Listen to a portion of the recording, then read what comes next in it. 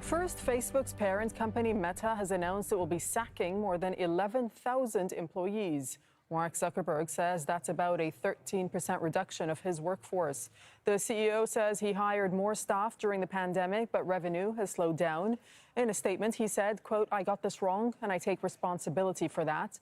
The company will also extend a hiring freeze. Let's speak to Catalina Goanta, who's an assistant professor in private law at Maastricht University. She's joining us on Skype from Maastricht in the Netherlands. Welcome to Al Jazeera. So what is your reaction to this news? Well, it's safe to say that we're definitely well beyond moving fast and breaking things. And as you mentioned, although Meta laid off 13% of its employees, we can see the same type of layoffs also at Spotify, Twitter, Microsoft. And we can also see that companies like Amazon and Apple are freezing new employment. So here we have two main questions. On the one hand, we do have a rather dire global economy. There's a lot of concerns about a recession, an impending recession. But then we also have a question of what exactly is the future of social media companies? And I think that that's a very, very tricky question to answer. You know, that's what I wanted to ask you. I wanted to ask you, in light of these layoffs that Meta has been announcing, and also in light of its stock dropping more than 72% this year, what does this tell you about the future of the company? So I think Meta is seeing exactly the same type of problems that a lot of other social media companies are struggling with.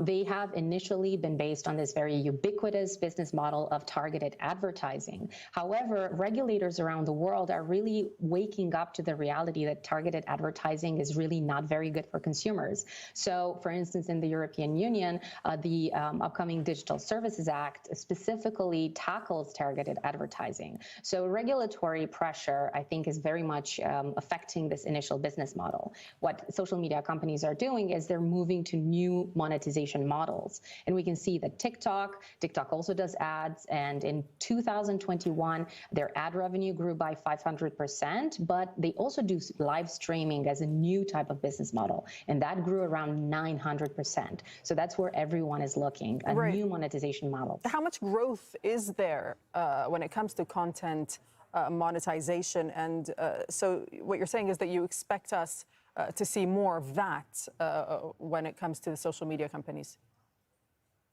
Absolutely. So content monetization is now being very much embedded with social commerce.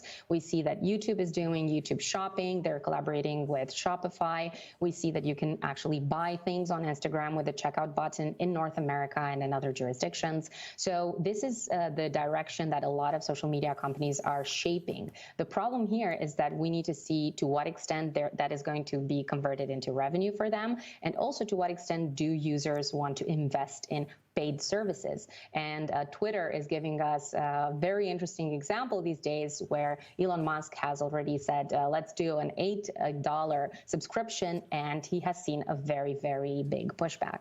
Yeah, he has. All right. Thank you so much for speaking to us from the Netherlands. Thank you. Let's now bring in our correspondent, Rob Reynolds, who's joining us from Palo Alto, that's in California. So, Rob, what details are you hearing about these Meta layoffs?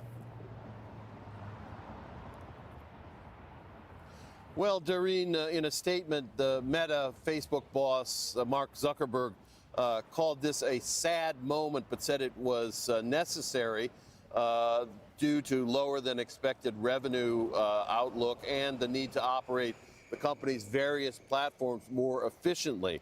So 11,000 workers at the company, that's 13% of the total workforce, are going to lose their jobs. Those employees will be notified by email. And Zuckerberg outlined a fairly handsome or generous severance package. All of the fired workers are going to get 16 weeks of pay plus 1 week of pay for every year served at the company, and some other benefits. Now, it's worth pointing out that this is not just a Silicon Valley story. Facebook, Meta, is a worldwide corporation, and so these cuts are going to be felt all across the globe. For example, the company's European headquarters is located in Dublin, and the Irish media are reporting that up to 1,000 workers in that country are going to also lose their jobs. And of course, as we've been pointing out, Facebook is not the only tech giant which is being forced into some rough times of retrenchment at this particular moment. All right, Rob, thank you so much. Rob Reynolds reporting from California.